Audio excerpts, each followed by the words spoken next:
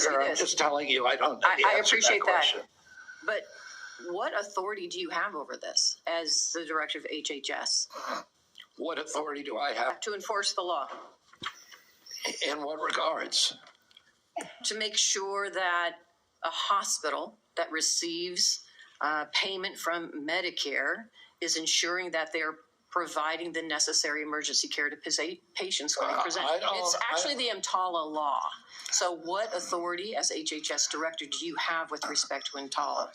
My understanding is that I have budgetary power and that it's pretty much limited to that. But if you tell me I have another authority, I don't even think that.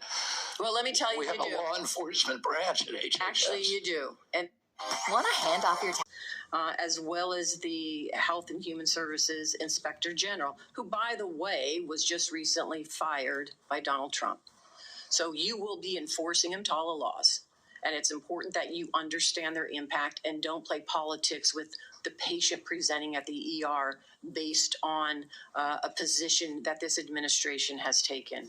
Let me ask you another question. When we met in my office, you said about lowering drug prices, that when Big Pharma price gouges, the American people suffer. I think we both agree on that. And I think you're sincere in your belief that you want to reduce prices for Americans, correct? Yes. Yeah. The Inflation Reduction Act empowered Medicare to negotiate prescription drug prices. It penalizes drug companies for price hikes above inflation, and it caps seniors' out-of-pocket drug costs, along with reducing insulin prices to $35 per month. But your future boss, Donald Trump, on his first day in office, revoked President Biden's executive order that actually directed the health secretary to examine ways to reduce drug prices and improve access to innovative therapies for the American people.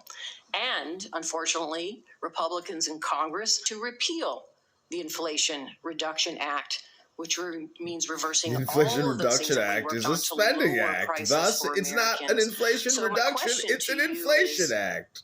What do you do? Why are you there? Are you there to be a rubber stamp